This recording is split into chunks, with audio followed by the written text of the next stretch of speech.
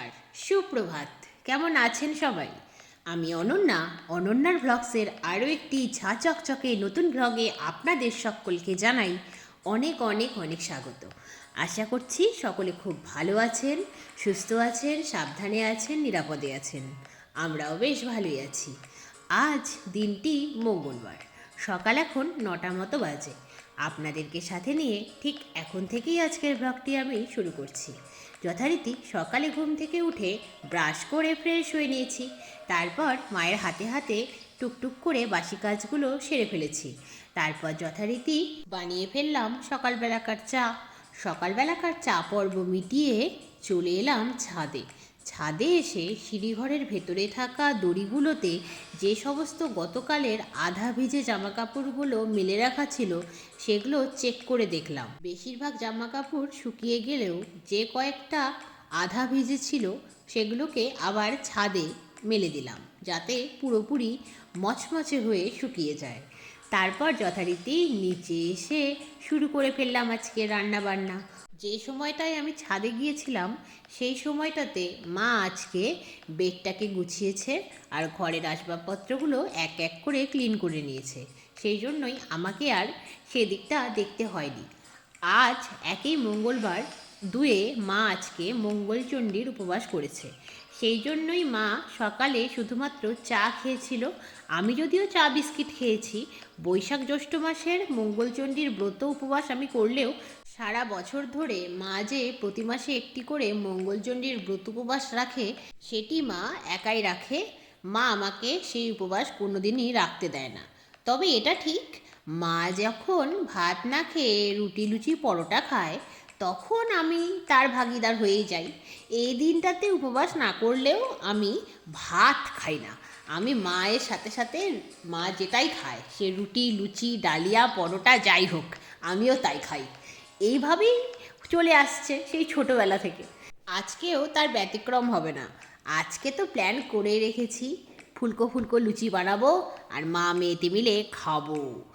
মা উপবাস করলে আমার আবার খাওয়ার চাহিদাগুলোই বেড়ে যায় যেন। কিন্তু বাবাকে তো রুটি বা লুচি কিছুই দেওয়া হয় না, বাবার হার্টের একটু ট্রাবেলও রয়েছে, সেই জন্যই।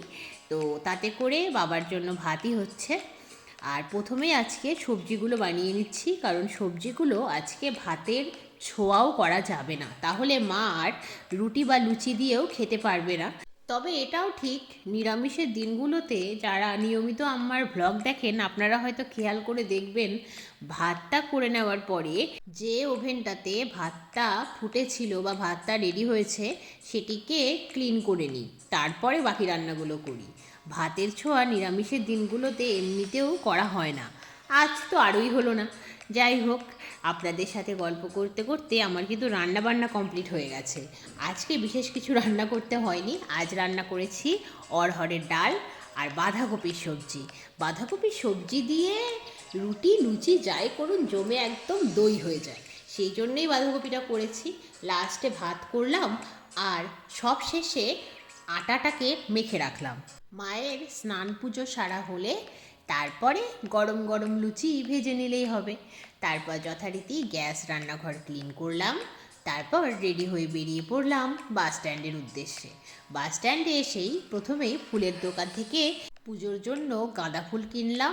তারপর মিষ্টির দোকান থেকে কিনলাম সন্দেশ আর লুচি দিয়ে খাওয়ার জন্য রসগোল্লা। পুজোতে ভোগ দেওয়ার জন্য সন্দেশও কিনেছি নলেন গুড়ের আর রসগোল্লাটাও কিনেছি নলেন গুড়ের। শীতকাল চলে গেলে এই নলেন গুড়ের সন্দেশ রসগোল্লা তো আর পাওয়া যাবে না, তাই শীতকালে নলেন গুড়ের রসগোল্লা সন্দেশ একেবারেই মিস করা যায় না।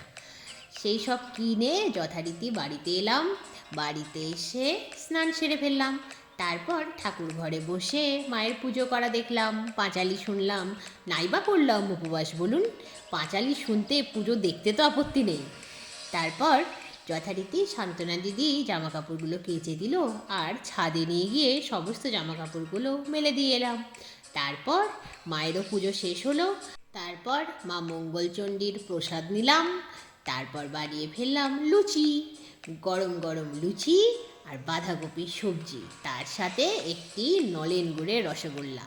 আজকে লাঞ্চ একেবারে জমে ক্ষীর দই। লাঞ্চ কমপ্লিট করে একটু রেস্ট করলাম, তারপর বিকেল হতেই জামা কাপড়গুলো তুলে ফেললাম, গাছগুলোতে জল দিয়ে নিলাম, তারপর রেডি হয়ে বেরিয়ে পড়লাম বাজারের উদ্দেশ্যে। আজ যেহেতু মঙ্গলবার, আজ পাড়ার জঙ্গল সাফ করবার দিন না হলেও আজ আমাদের সাপ্তাহিক বাজার করবার দিন। সপ্তাহের এই মঙ্গলবার করেই আমরা তহবাজারে এসে বাজার করি। আপনারা যারা নিয়মিত আমার ভ্লগ দেখেন তারা নিশ্চয়ই খেয়াল করে দেখেছেন, মঙ্গলবার করেই আমরা বাজারে আসি আর বাজার করে নিয়ে যাই এক সপ্তাহের মনে। আজও তার ব্যতিক্রম হয়নি, যথারীতি চলেই এসেছি বাজারে।